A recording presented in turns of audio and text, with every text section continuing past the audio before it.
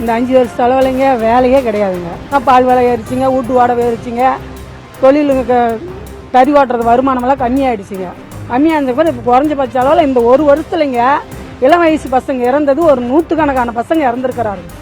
தொழில் இல்லாமல், கடன் தொல்லையால் ஃபீஸ் போகாமல், தொழில் வருமானம் இல்லாமல், சாயப்பட்டறை மூடி நம்ம சிரமத்துக்கு ஆளாகி இன்றைக்கி சின்னஞ்சிறு குழந்தைங்களாம் இன்றைக்கி நடுத்தருவில் வந்து நிற்குதுங்க. ஆட்சிக்கு வந்ததுமே 1000 ரூபான்னு சொல்லி அம்மா கையெழுத்து போடுச்சு.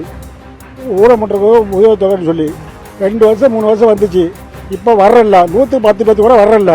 இந்த குடோனில் வந்து மொத்தம் வந்து 60 தறி போட்டிருந்தாங்க. இப்போ 6 தறி தாங்க இருக்குது. எல்லா தறி என்ன பண்ணேன்னு கேட்டிங்கன்னா விற்று தின்ட்டுங்க. வறுமை ஒன்றும் பண்ண முடியலைங்க. ஓட்டி ஓட்டி நாங்களே வச்சுக்க வேண்டியது தான். நியாய விலை கடைக்குன்னு போனால் பொருள் கிடைக்கிறதே கிடையாது. இன்னைக்கு வா நாளைக்கு வான்னு அலக்கடிக்கிறதோடு மட்டுமல்ல, ஒரு பொருள் இந்த மாதம் கிடைச்சா அடுத்த மாதம் ஒரு பொருள் கிடைக்கிறதில்ல. இதுக்கெல்லாம் விடிவு காலம் எப்போ வரும்னு மக்கள் ரொம்ப ரொம்ப ரொம்ப ஏங்கிட்டு இருக்கிறாங்க. சாயப்பட்டறை வந்து பல முறை இந்த கவர்மெண்ட் வந்து இடிச்சிருக்காங்க. நாங்கள் இதற்காக கேட்டு 700 கோடி நிதி திட்டம் 110 இதில் அறிவிச்சதோடு சரிங்க, எந்த ஒரு இது நடவடிக்கை எடுக்கலை. நாங்கள் மகளிர் குழுவில் இருக்கோம். ப்ளஸ் மகளிருக்கு பார்த்தீங்கன்னா இந்த மதுக்கடை வந்ததுனால நிறைய ப்ராப்ளம்ஸ் இருக்குது. ஒருத்தர் எல்லாம் விலைவாசி ரொம்ப உயர்வாக இருக்கிறதுனால, ஒருத்தரோட சம்பாதியத்தில் இருக்கிறதுனால மக்கள் வந்து ரொம்ப சிரமப்படுறாங்க. நான் வந்து குமாரபாளையம் தனியார் கல்லூரியில் படிச்சுட்டு இருக்கிறேன். நான் வந்து கடை வாங்கி தான் படிச்சுட்டு இருக்கிறேன். நான் வந்து ஃபைனல் இயர் போயிட்டு இருக்கிறேன். 3 வருஷமாக கடை வாங்கி தான் படிச்சுட்டு இருக்கிறேன். எங்கள்கிட்ட அந்த அளவுக்கு வசதி கிடையாது. அதனால் வந்து இனி வர அரசு வந்து எங்கள் குமாரபாளையம் தொகுதியில் வந்து ஒரு கவர்மெண்ட் இன்ஜினியரிங் காலேஜ் அமைக்கிற மாதிரி நாங்கள் கேட்டுக்கொள்கிறோம்.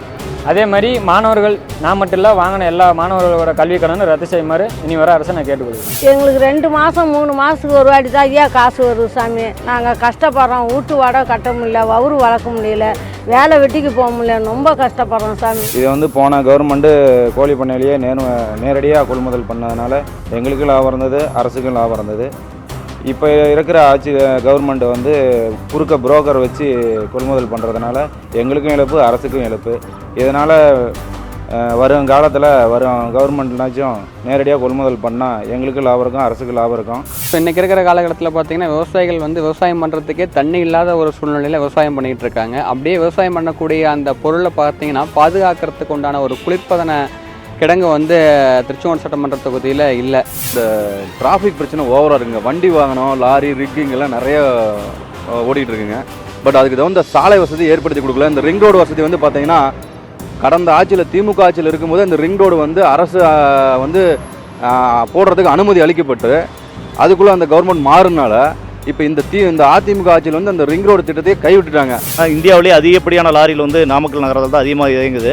இப்போ தொழில் செய்ய முடியாத டிரைவர் பற்றாக்குறையினால தொழில் செய்ய முடியாத ஒரு சூழ்நிலையே உருவாகிருக்குது. பார்த்தீங்கன்னா சில டைமில் பார்த்தீங்கன்னா 4 நாள் 5 நாள் லோடு ஏற்றிட்டு வந்து வண்டி போக முடியாத சூழ்நிலை இருக்கிற டிரைவர் பற்றாக்குறையினால இதை வந்து வரக்கூடிய கவர்மெண்ட் வந்து மறுபரிசீலனை செஞ்சு எழுத படிக்க தெரிஞ்சவங்களும் டிரைவராக வரலாங்கிறத கொண்டு வந்தாங்கன்னா கொஞ்சம் நல்லாயிருக்கும். லாரி தொழில் சிறப்பாக. இந்த 4.5 வருஷமாக நாங்கள் படுற கஷ்டம் சிரமமாக இருக்குது.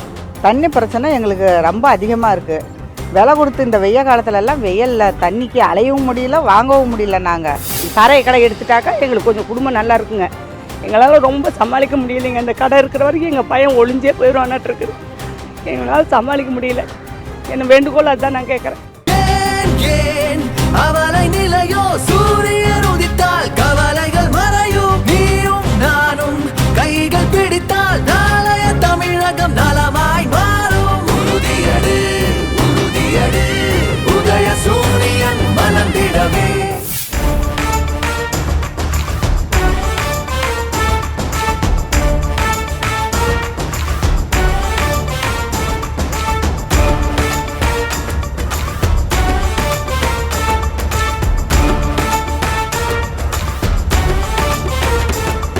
மே தினம் பள்ளிவாளம் பகுதியில் தொழிலாளர்கள் நிறைந்திருக்கக்கூடிய பகுதி என்பது எல்லோருக்கும் நன்றாக தெரியும். ஆக தொழிலாளர்களுடைய உரிமையை பேணி பாதுகாக்க அதை தொடர்ந்து நினைவுபடுத்திக் கொண்டிருக்கக்கூடிய நாள்தான் இந்த மே 1 என்பது நாம் அனைவரும் தெளிவாக உணர்ந்திருக்கிறோம். திராவிட முன்னேற்றக் கழகம் ஆட்சி பொறுப்பில் இருந்தப்போ அதில் முதலாக 1967 கழகம் வெற்றி பெற்று ஆட்சி பொறுப்பேற்று அறிஞர் அண்ணா அவர்கள் முதலமைச்சராக பொறுப்பேற்றவுடன் மே 1ஆம் தேதியை விடுமுறை நாளாக அறிவித்த கட்சிதான் திராவிட முன்னேற்றக் கழகம். அண்ணாவினுடைய மறைவுக்கு பிறகு அவருடைய இதயத்தை இரவலாக பெற்ற நம்முடைய தலைவர் கலைஞர் அவர்கள் முதலமைச்சராக பொறுப்பேற்றதற்கு பிறகு மே 1ஆம் தேதியை வெறும் விடுமுறையாக அல்ல, ஊதியத்தோடு கூடிய விடுமுறையாக அறிவித்த தலைவர் நம்முடைய தலைவர் கலைஞர் அவர்கள். அது மட்டும் இல்ல,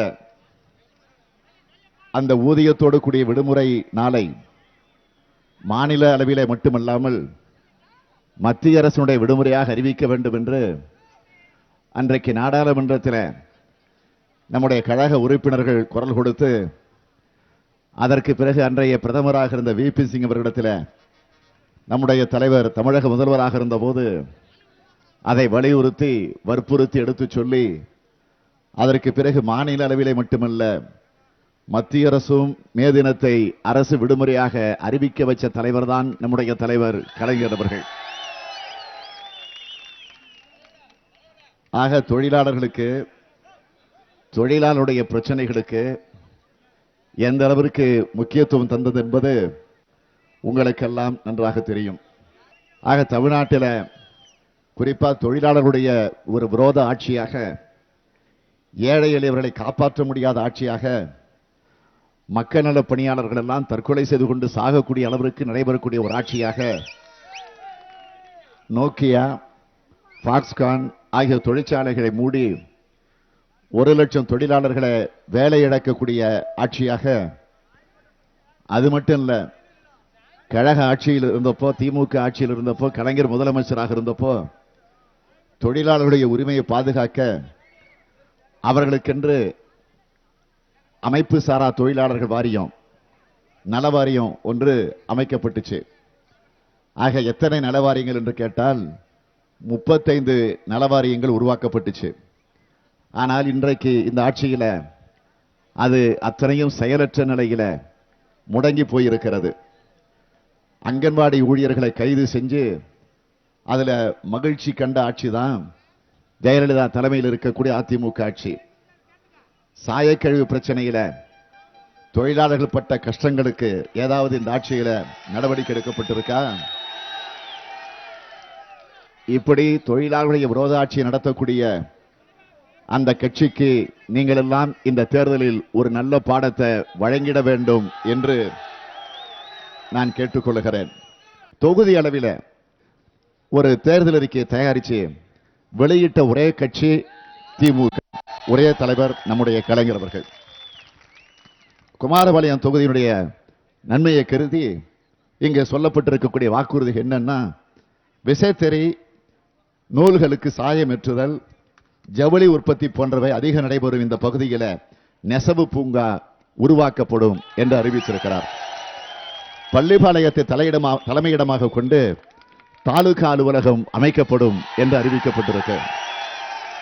குமாரபாளையத்தில் நீதிமன்றம் உருவாக்கப்பட வேண்டும், தீயணைப்பு நிலையம் அமைக்கப்பட வேண்டும், ஜவுளி தொழிலை பாதுகாக்க நூல் விலை நிர்ணயம் செய்ய வேண்டும், விசைத்தறி, கைத்தறி, நெசவு தொழிலாளர்களுக்கு கூலி உயர்வு, தொழில் பாதுகாப்பு ஆகியவற்றை ஏற்படுத்த நடவடிக்கை எடுக்கப்படும். இந்த வாக்குறுதிகளை அத்தனையும் நிறைவேற்றுவதற்காகத்தான் உங்களை தேடி நாடி வந்திருக்கிறேன்.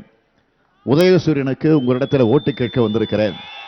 நம்முடைய வேட்பாளர் யுவராஜ் அவர்களை பெருவாரியான வாக்கு வித்தியாசத்தில் வெற்றி பெற வைக்க வேண்டும் என்று கேட்க வந்திருக்கிறேன். இரவு முடியட்டும், விடியல் ஒன்று விடியட்டும், தீமை முடியட்டும், நல்ல நன்மை நாளை விடியட்டும், கவலை முடியட்டும், மக்கள் நிலைமை விடியட்டும், நம் வாழ்வு செழிக்கவே நாளை உதய சூரியன் விடியட்டும். என்ன எழுச்சி, என்ன உணர்ச்சி, என்ன ஆர்வம், என்ன ஆரவாரம்! அப்படியே புல்லரிக்குது பாருங்க. எனக்கு இந்த எழுச்சியை, இந்த உணர்ச்சியை, இந்த ஆர்வத்தை, இந்த ஆரவாரத்தை அத்தனையும் ஒன்றாக சேர்த்து வருகிற 16ஆம் தேதி நடக்க இருக்கக்கூடிய தேர்தலில் இந்த தொகுதிகளை உங்கள் வீட்டு பிள்ளையாக, உங்களுடைய வேட்பாளராக, கழக வேட்பாளராக நிறுத்தப்பட்டிருக்கக்கூடிய நம்முடைய அருமை சகோதரர் பார் இளங்கோவனை நீங்க வெற்றி பெற வைக்கணும். அதுக்கு உதயசூரியன் சின்னத்திற்கு நீங்கள் ஆதரவு தரணும். பார் இளங்கோவனை வெற்றி பெற வைப்பீங்கள, உதயசூரியனுக்கு ஓட்டு போடுவீங்கள, நிச்சயமா, உறுதியா, கொஞ்சம் சத்தமா சொல்லுங்க. இந்த திருச்செங்கோட்டுக்கு ஒரு சிறப்பு உண்டு. என்ன சிறப்புன்னா, மதுவிலக்கிற்கும் திருச்செங்கோட்டிற்கும் ஒரு பெரிய தொடர்பு உண்டு. உங்களுக்கு தெரிஞ்சிருக்குமோ தெரியல, எனக்கு தெரியல.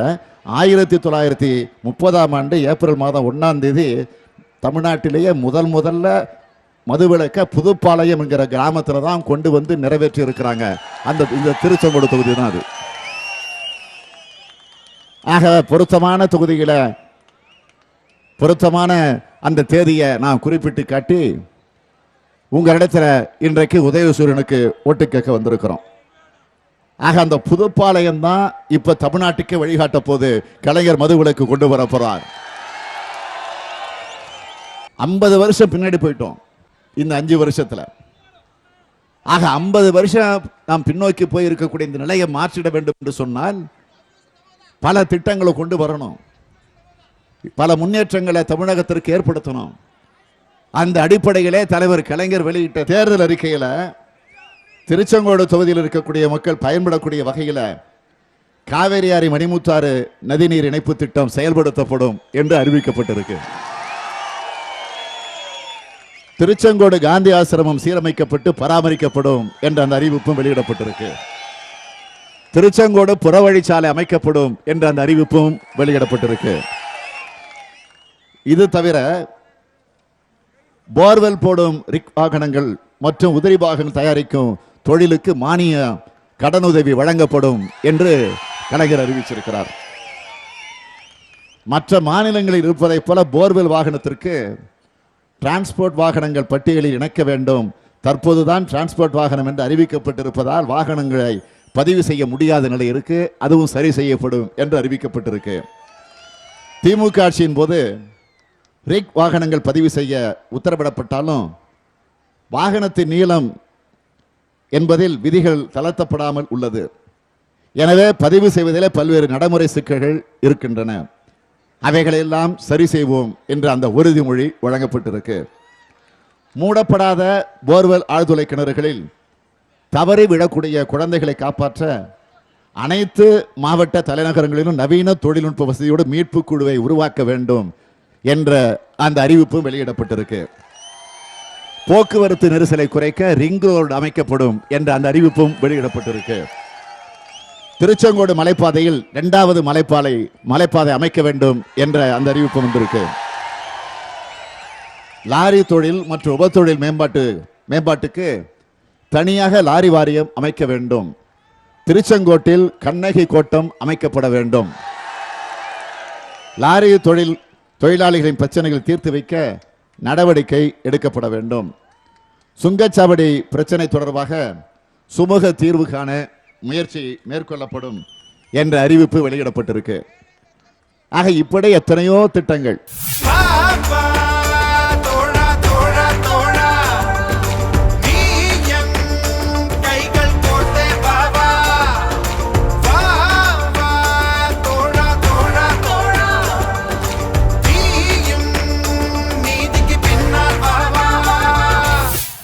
கைத்தறி தொழில் தமிழகத்தில் நலிவடைந்து கொண்டே போயிட்டு இருக்கு. சிறு குறு நிறுவனங்கள் நடத்துவர் பெரும் நஷ்டத்திற்கு ஆளாகிட்டே போயிட்டு இருக்கிறாங்க. விசைத்தறி தொழிலாளர்கள் சோகத்தினுடைய விளிம்பில் நின்று கொண்டிருக்கிறார்கள். ஆனால் வருடத்திற்கு 486 கோடி ரூபாய்க்கு இலவச வேஷ்டி சேலை அதிமுக அரசு அந்த ஆர்டரை எங்க கொடுக்குறாங்கன்னா உள்ளூர் கைத்தறி விசைத்தறி நெசவாளர்களுக்கு கொடுக்கறது இல்லை, வெளி மாநிலத்தில் இருக்கக்கூடியவங்களுக்கு தான் இந்த ஆர்டர் கொடுத்துக்கிட்டு இருக்கிறாங்க. இதுவரை ஏறக்குறைய 2000 கோடி ரூபாய்க்கு மேல இலவச வேஷ்டி சேலை அதிமுக ஆட்சியில் வாங்கி இருக்கிறாங்க. அந்த 2000 கோடி பிசினஸை இங்குள்ள நெசவாளர்களுக்கு கொடுத்தா என்ன, ஏன் கொடுக்கல? இங்க கொடுத்தா கமிஷன் வாங்க முடியாது. அதனால வெளி மாநிலத்தில் கொடுத்து ஒரு கமிஷன் வாங்குகிற, கரப்ஷன் செய்கிற ஒரு லஞ்ச ஊழல் தலைவிரித்து ஆடக்கூடிய ஒரு ஆட்சி தான் ஜெயலலிதா தலைமையில் இருக்கக்கூடிய அதிமுக ஆட்சி என்பதை நீங்கள் புரிந்து கொள்ள வேண்டும்.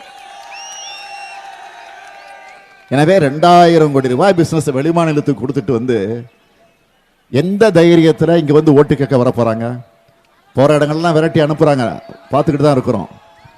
முக்கியமா இந்த பகுதிக்கு, இந்த வட்டாரத்துக்கு உங்களுக்கு சொல்ல வேண்டிய சில வாக்குறுதிகளை நினைவுபடுத்த விரும்புகிறேன். கரும்பு டன்னுக்கு 3500 ரூபாய் கொள்முதல் விலை கொடுக்கப்படும். கரும்பு விவசாயிகளின் பாக்கிய சர்க்கரை ஆலையிடம் வந்து பெற்றுத்தர உரிய நடவடிக்கை எடுக்கப்படும். அதே மாதிரி இலவச வேஷ்டி சேலை நெய்தல் தமிழகத்தில் இருக்கக்கூடிய கைத்தறி நெசவாளர்களுக்கு முன்னுரிமை நிச்சயமாக உறுதியாக வழங்கப்படும். குடியிருப்புடன் கூடிய விசைத்தறிகளுக்கு ஒரே இணைப்பில் 100 யூனிட் மின்சாரம் இலவசமாக வழங்கப்படும். கைத்தறி நெசவாளர்களுக்கு 200 யூனிட் இலவச மின்சாரம் வழங்கப்படும். விசைத்தறி நெசவாளர்களுக்கு 750 யூனிட் இலவச மின்சாரம் வழங்கப்படும். நெசவாளர்களுக்கு வீடு கட்ட 3 லட்சம் ரூபாய் மானியம் கொடுக்கப்படும். நெசவாளர்களுக்கு தங்கு தடையின்றி நூல் கிடைக்க அரசே கொள்முதல் நிலையங்கள் அமைச்சு நூல்கள் நெசவாளர் சங்கங்களுக்கு வழங்கும். பரமத்தி வேலூரில் செயல்பட்டு வந்த வெற்றிலை ஆராய்ச்சி மையம் மீண்டும் செயல்பட நடவடிக்கை எடுக்கப்படும். நன்சை இடையாறு அருகில கூடுதுறையில் கதவணை கட்டக்கூடிய திட்டம் விரைந்து முடிக்கப்படும். தென்னை, வாழை, வெற்றிலை சாகுபடி ஆகிய உற்பத்தியை சேமிக்க குளிர்பதன கிடங்கு ஏற்படுத்தப்படும். வெற்றிலை சாகுபடியை மேம்படுத்த வெற்றிலை ஆராய்ச்சி மையம் கொண்டு வர வேண்டும். தீயணைப்பு நிலையம் அமைக்க வேண்டும். பரமத்தி பைபாஸ் சாலையில் போதிய வேகத்தடைகளை அமைக்க வேண்டும். ராஜவாய்க்காலில் உள்ள ஆக்கிரமிப்புகளை அகற்றி தூர்வாரி சீரமைக்க வேண்டும்.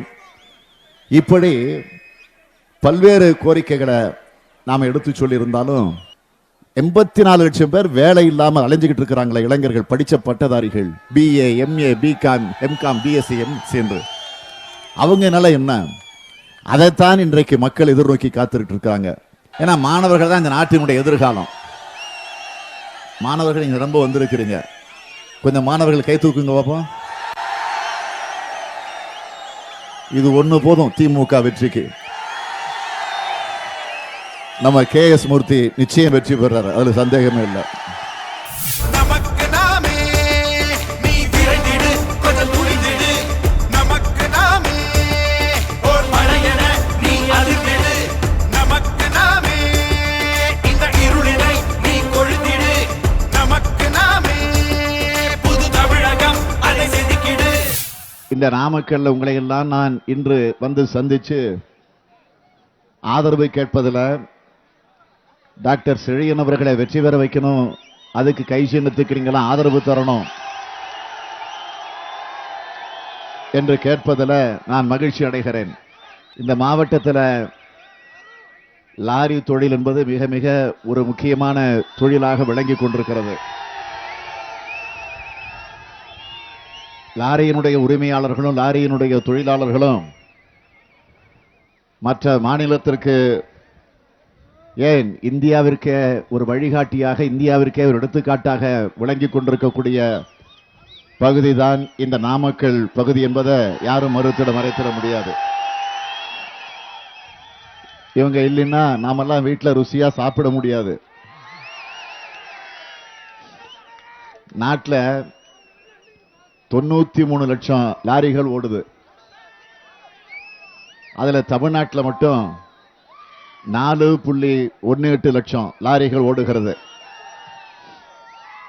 இதை நம்பி 20 லட்சம் தொழிலாளர்கள் தங்களுடைய வாழ்க்கையை நடத்தி கொண்டிருக்கிறார்கள்.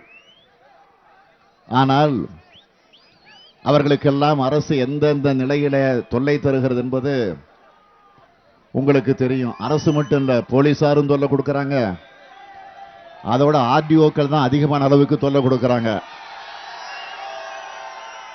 இந்த மாவட்டத்தில் லாரி உதிரி பாகங்கள், லாரி பழுது பார்க்கும் இடம் என்று லாரிக்கென்று தனியாக ஒரு மார்க்கெட் உருவாக்கப்படும். லாரி தொழிலை நம்பி இருக்கக்கூடிய 20 லட்சம் தொழிலாளர்களின் வாழ்க்கை தரத்தை உயர்த்த அனைத்து நடவடிக்கைகளும் எடுக்கப்படும். முட்டையில ஊழல் செய்கிற ஒரு ஆட்சி இருக்குன்னா அது தமிழ்நாட்டில் இருக்கக்கூடிய ஜெயலலிதா ஆட்சி தான். அது மாணவ செல்வங்களுக்கு தரக்கூடிய சத்துணவில முட்டை வழங்குகிறோமே, இந்த முட்டைய கொடுக்க சொன்னது யாருன்னு கேட்டீங்கன்னா கலைஞர் தான், முதலமைச்சராக அப்போ இருந்தப்போ. வாரத்தில் 5 நாட்களுக்கு அந்த சத்துணவு சாப்பிடக்கூடிய அந்த மாணவ செல்வங்களுக்கு முட்டையை வழங்கிட வேண்டும் என்று அறிவித்தார். அறிவித்தது மட்டுமல்ல, அந்த முட்டையை கொள்முதல் செய்வதற்கு மாவட்ட அளவிலே டெண்டர்களை விட்டு அதன் மூலமாகத்தான் முட்டைகள் கொள்முதல் செய்யப்பட்டுச்சுன்னு உங்களுக்கு நல்லா தெரியும். ஆனால் ஜெயலலிதா ஆட்சிக்கு வந்ததற்கு பிறகு அதை மாற்றி, அதாவது ஊழல் செய்வதற்காகவே அதை மாற்றி என்ன செஞ்சுச்சுன்னா 2013ஆம் ஆண்டு முதல் முட்டை வழங்க ஒட்டுமொத்தமாக மாநில அளவிலே டெண்டர் விடும் முறையை கொண்டு வந்து நிறைவேற்றியது ஜெயலலிதா ஆட்சி. ஆக அதிமுக ஆட்சியில் முட்டை கொள்முதல மட்டும் 500 கோடி ரூபாய் ஊழல் நடந்திருக்குன்னு நான் பகிரங்கமாக அறிவிக்கிறேன். தைரியம் இருந்தா, என் மீது தெம்பு இருந்தா வழக்கு போடட்டும், நான் நீதிமன்றத்துக்கு வர தயாரா இருக்கேன். அது வழக்கு போடுறாங்களோ போடலையோ, உன்னை உறுதியா சொல்றேன், திமுக ஆட்சிக்கு வந்த உடனே முதல் விசாரணை இந்த முட்டை ஊழல் விசாரணை தான், கவலைப்படாதீங்க. ஆகவே முட்டை போடுறதுல ஊழல் செஞ்சிருக்கக்கூடிய அதிமுகவுக்கு இந்த தேர்தலில் நீங்க ஒரு முட்டை போடணும், அதுக்காகத்தான் உங்களை தேடி வந்திருக்கிறேன். விடியல் ஒன்று விடியட்டும், தீமை விடியட்டும், நல்ல நன்மை நாளை விடியட்டும், கவலை விடியட்டும், மக்கள் நிலைமை விடியட்டும், நம் வாழ்வு செழிக்கவே நாளை உதய சூரியன் விடியட்டும்.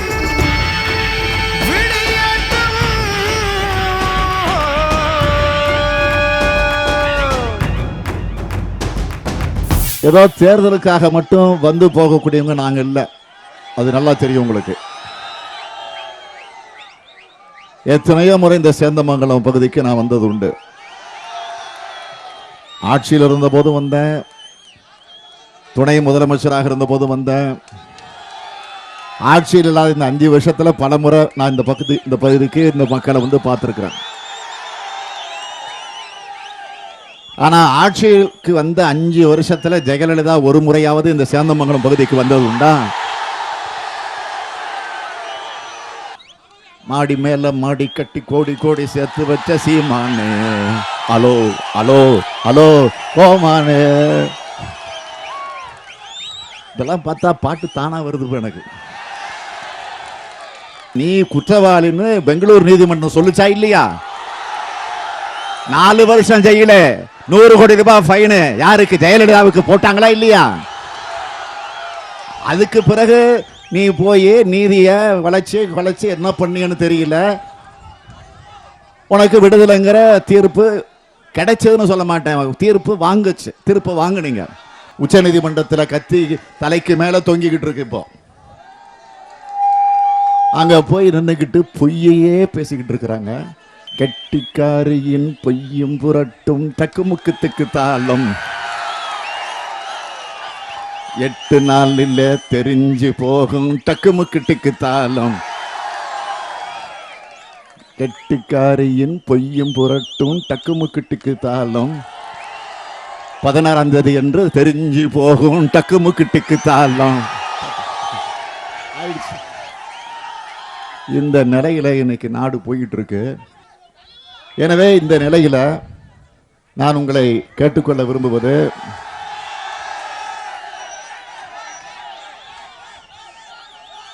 கடந்த 10ஆம் தேதி கலைஞர் அவர்கள் தேர்தல் அறிக்கை வெளியிட்டாச்சு. அந்த தேர்தல் அறிக்கையில் இருக்கக்கூடிய கலைஞர் சொன்ன உறுதிமொழிகள்ல 501 இருக்கு. கலைஞர் சொன்னதை எப்போதும் சொல்றதை செய்வார், செய்வதைத்தான் சொல்வார் என்பது உங்களுக்கு தெரியும். உங்களுக்கு நம்பிக்கை இருக்குல்ல?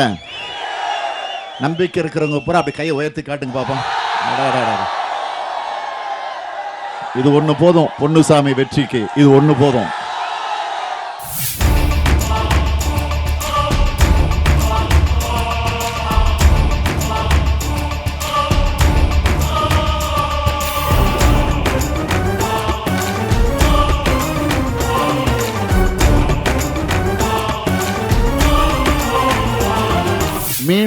ஒரு முறை எனக்கு வாய்ப்பு கொடுங்க. ஜெயலலிதா பேசியிருக்கிறாங்க, மீண்டும் ஒரு முறை வாய்ப்பு கொடுங்க. 5 வருஷம் கொடுத்த வாய்ப்புக்கு வக்கில்ல, வகை இல்ல. 50 வருஷம் பின்னோக்கி போயிட்டோம் இந்த 5 வருஷத்துல. எதுக்கு வாய்ப்பு? 900 ஏக்கர் கொடநாட்டில் வாங்கி வச்சிருக்கிறீங்களா, அது மாதிரி தமிழ்நாடு பூரா ஏக்கர் ஏக்கர் கணக்கில் வாங்கி போடுவதற்கு வாய்ப்பு கேட்கிறீங்களா? நான் கேட்கிறேன், எதுக்கு? இன்னைக்கு ஜெயலலிதா அதுவும் தவ வாழ்வு வாழறாங்களாம். தவ வாழ்வு, சரி, தவ வாழ்வு வாழுகிற ஜெயலலிதா அவர்களே, மேடம் ஜெயலலிதா அவர்களை நான் கேட்கிறேன், தவ வாழ்வு வாழுகிற ஜெயலலிதா அவர்கள் என்ன செய்யணும்? 900 ஏக்கர் கொடநாட்டு எஸ்டேட்டை மக்களுக்கு எழுதி கொடுக்க ஜெயலலிதா தயாராக இருக்கிறாரா? 1000 கோடி ரூபாய் மதிப்பீட்டில் வேலைச்சேரியில் ஜாஸ் சினிமா தியேட்டரையும் அந்த காம்ப்ளெக்ஸையும் வாங்கியிருக்காங்களா, அதை திருப்பி மக்களுக்கு கொடுக்க தயாரா இருக்கிறாங்களா? ஆக அவருக்கு நல்லா புரிஞ்சு போச்சு. ஆக சாதனைகளை சொல்லி ஓட்டு கேட்க வக்கு வகை திராணி தெம்பு யோகிதை இல்ல ஜெயலலிதாவுக்கு. நாடாளுமன்ற தேர்தலில் ஒருத்தரை தேர்ந்தெடுத்து அனுப்பிச்சிங்க எங்க, டெல்லிக்கு. ஆக இந்த தொகுதியை பத்தி ஏதாவது போய் அங்க போய் ஒரு வார்த்தை ஏதாவது பேசியிருக்கிறாரா? நாக்க வெட்டுவனர். ஆக அப்படி பேசக்கூடிய நிலையில தான் அவர். சரி, அவர் தான் பாத்தீங்கன்னா 37 MP தமிழ்நாட்டில இருந்து போனாங்க. ஒருத்தராவது இந்த கெயில் திட்டத்தை பத்தி பேசி எதிர்ப்பு தெரிவிச்சு ஏதாவது பேசுனது உண்டா நாடாளுமன்றத்தில்? இந்த திட்டத்தை பத்தி அறிவிக்க வந்த உடனே, வெளியிட்டு செய்தி வந்த உடனே 134 கிராமங்கள் அதிமுக அரசிடம் முறையிட்டுச்சு.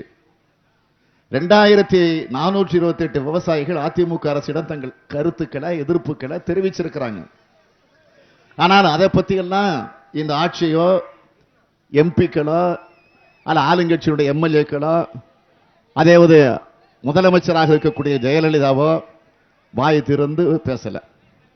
ஆனா அவங்க மேல இருக்கக்கூடிய கேஸுக்காக பயந்துகிட்டு, அவங்க மேல தலைக்கு மேல கத்தி தொங்கக்கூடிய அந்த நிலையில நினைச்சுக்கிட்டு, அந்த அச்சத்தின் காரணமாக வாயை மூடிட்டு வந்துகிட்டு இருக்கிறாங்க.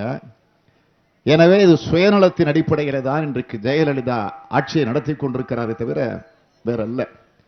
நீங்க நினைச்சு பாருங்க, திராவிட முன்னேற்ற கழகம் ஆட்சி பொறுப்பில் இருந்தப்போ அருந்ததிற்காக 3% இடஒதுக்கீட்டை பெற்று தந்த ஆட்சி கலைஞர் ஆட்சி உங்களுக்கு தெரியும். இப்போது கூட நீங்க தேர்தல் அறிக்கைலாம் பார்த்திருப்பீங்க, படிச்சீங்களா இல்லையா? நேரடியாக கூட ஒளிபரப்புனாங்களே, லைவ்ல வந்துச்சு இல்ல, பாத்தீங்களா? பாருங்க, கையில கூட புத்தகம் இருக்கு. ஆக பிற்படுத்தப்பட்ட மக்களுடைய இடஒதுக்கீட்டை காப்பாற்ற இப்போது 6 லட்சமாக இருக்கக்கூடிய பொருளாதார உச்ச வரம்பை 15 லட்சமாக உயர்த்த வேண்டும் என்று திமுக வலியுறுத்தும் என்று தேர்தல் அறிக்கையில சொல்லி இருக்கிறோம். தேசிய பிற்படுத்தப்பட்டோர் ஆணையத்துக்கு முழு அதிகாரங்கள் வழங்கப்பட வேண்டும் என்றும் கூறியிருக்கிறோம். அந்தந்த மாநிலங்களே மிகவும் பிற்படுத்தப்பட்டோர் ஆதி திராவிட மக்களின் இடஒதுக்கீட்டை தீர்மானித்துக் கொள்ள அரசியல் சட்டம் திருத்தப்பட வேண்டும் என்று நாம் இந்த தேர்தல் அறிக்கையில கூறியிருக்கிறோம். மத்திய அரசு பணிகளில் 27% இடஒதுக்கீட்டை முழுமையாக அமுல்படுத்த வேண்டும் என்றும் கூறியிருக்கிறோம். இன்னொரு முக்கியம், நீதிபதிகள் நியமனத்தில் மிகவும் பிற்படுத்தப்பட்ட தாழ்த்தப்பட்ட பழங்குடி மக்கள் உரிய இடஒதுக்கீடு வழங்க வேண்டும் என்ற அந்த கோரிக்கையும் இதில் எடுத்து சொல்லியிருக்கிறோம். ஆதி திராவிட பழங்குடியினருக்கு அரசு பணிகளில் உள்ள பின்னடைவு காலி பணியிடங்களை பேக்லாக் வேகன்சிஸ் நிரப்ப நடவடிக்கை எடுக்கப்படும். நரிக்கூரணத்தை பழங்குடியினர் பட்டியலில் சேர்க்க நடவடிக்கை எடுக்கப்படும். நச்சு வாயு தாக்கி உயிரிழக்கக்கூடிய தூய்மை பணியாளர்களுக்கு 3 லட்சம் ரூபாய் இழப்பீடு வழங்கப்படும் என்று அறிவிக்கப்பட்டிருக்கு. தூய்மை பணியாளர்களுக்கு வாரம் ஒரு நாள் விடுமுறை அளிக்கப்படும்.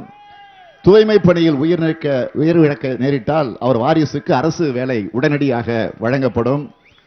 தூய்மை பணியில் இருக்கும்போது 10வது வகுப்பில் தேர்ச்சி பெற்றால் அதே துறையில காலியாக இருக்கக்கூடிய பதவிகளில் பதவி உயர்வு வழங்க நடவடிக்கை எடுக்கப்படும் என்ற உறுதிமொழி வழங்கப்பட்டிருக்கு.